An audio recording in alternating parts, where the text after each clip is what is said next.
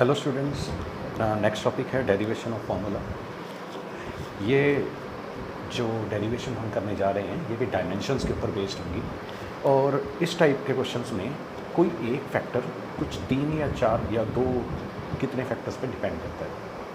इस टॉपिक को समझने के लिए हम डायरेक्ट एक एग्जांपल पे जाते हैं। सपोज़ कीजिए कि हाँ, एक ऑब्जेक्ट सर्कल में रिवॉल्व कर रही है।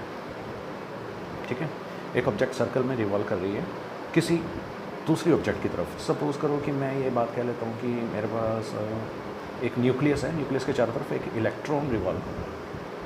ओके, ये इलेक्ट्रॉन जो रिवॉल्व कर रहा है, इस इलेक्ट्रॉन को इस न्यूक्लियस के चारों तरफ रिवॉल्व करने के लिए एक सेंट्रीपिटल फोर्स चाहिए। ठीक है, वो फोर्स कुछ फैक्टर्स पे डिपेंड करेगा। वो फोर्स फैक्टर्स पे डिपेंड करेगा। Force on A revolving object, force on a revolving object depends on mass of object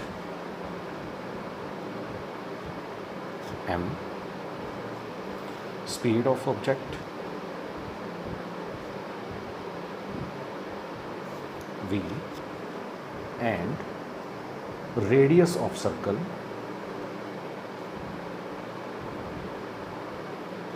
in which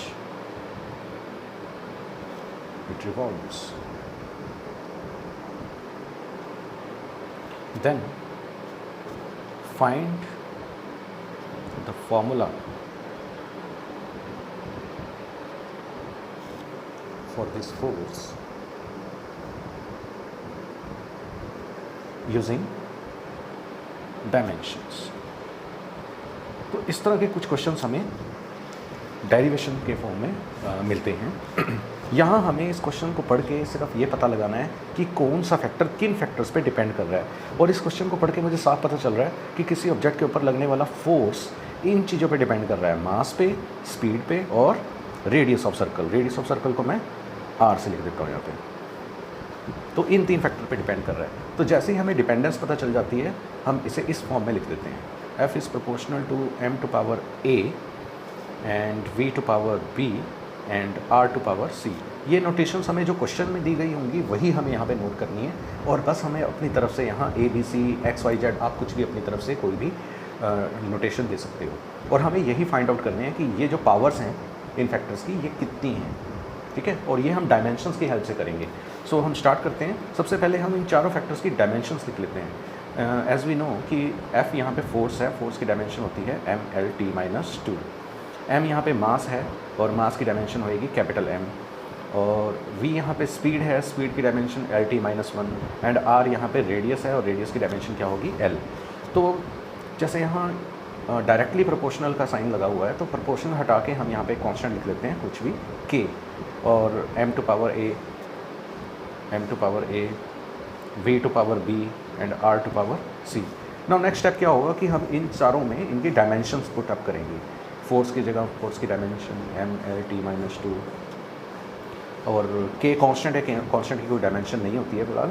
m की जगह हमने यहाँ पे पुट किया कैपिटल M, v की जगह v की डायमेंशन L/t-1 एंड r की जगह उसकी डायमेंशन। नाउ अब हम इन ब्रैकेट्स को खोल लेते हैं। m टू पावर a आ जाएगा, यहाँ आ जाएगा L to power b, t to power -b और यहाँ आ जाएगा L to power c। Left side में क्या चल रहा है mL/t-2 और यहाँ पे कुछ नहीं है तो यहाँ पे क्या होगा 1। नाउ हम इन जहाँ हमारे पास ये डबलेशन हो रखी है या जो भी 2-2 बार 3-3 बार रिपीट हो रहे हैं उनको हम सिंगल फॉर्म में बदल लेते हैं। m टू पावर a यहाँ L 2 बार है तो L की पावर क्या बन जाएगी b+c और t टू पावर क्या बन जाएगा यहाँ पे -b, और लेफ्ट साइड में क्या चल रहा है m to power 1, L to power 1, t to power -2। Now अब हम इन्हें कंपेयर करेंगे। हम कंपेयर करेंगे मास को मास के साथ, लेंथ को लेंथ के साथ और टाइम को टाइम के साथ। So on comparing m, compare करते वक्त आप हमेशा एक पैटर्न फॉलो करोगे कि जो सिंगल फैक्टर है जिसकी पावर सिंगल है पहले उसको कंपेयर करो, फिर 2 वालों को और फिर 3 वालों को।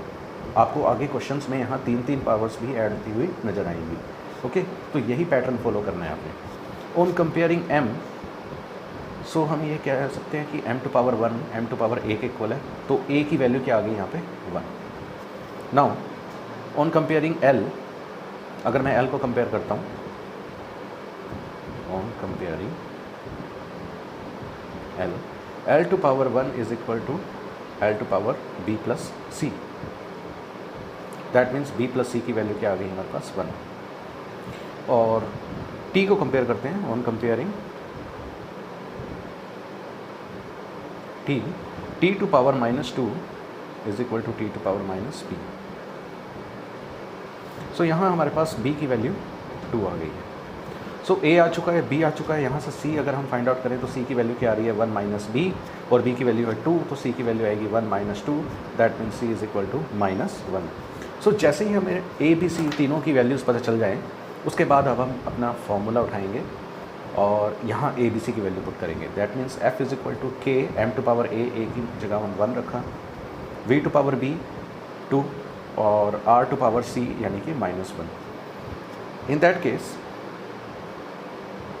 M V स्क्वेयर और R टू पावर -1 है, तो उसको नीचे ले जाएंगे, तो ये हमारे पास फोर्स सेंट्रीपिटल फोर्स का फॉर्मूला बन चुका है। इसी पैटर्न को फॉलो करते हुए इसी तरीके से हम अपने सारे क्वेश्चन सॉल्व करेंगे। और हमें एक ही चीज़ की ध्यान रखनी है बात, कि कौन सा फैक्टर किन 3-4 फैक्टर्स पे डिपेंड कर रहा है। जैसे ही हमें डिपेंडेंस पता चलेगी, हम वहाँ पे कुछ कॉन्स्टेंट्स, कुछ भी वैल्यूज़ यहाँ पे x y z भी लिख सकते हो, a b c भी लिख सकते हो, और हमें डायमेंशंस की हेल्प से यही तीनों फाइंड आउट करने हैं और अपना एक फॉर्मूला ट्राई करना है। ओके, सो आप कुछ क्वेश्चंस जरूर ट्राई कीजिएगा। इसी वीडियो के एंड में मैं आपको कुछ क्वेश्चंस प्रोवाइड कर दूंगा। Okay, thanks for watching. So ये कुछ क्वेश्चंस हैं जिन्हें आपने सॉल्व करना है। सभी क्वेश्चंस डायमेंशनल फॉर्मूलोज के ऊपर बेस्ड है।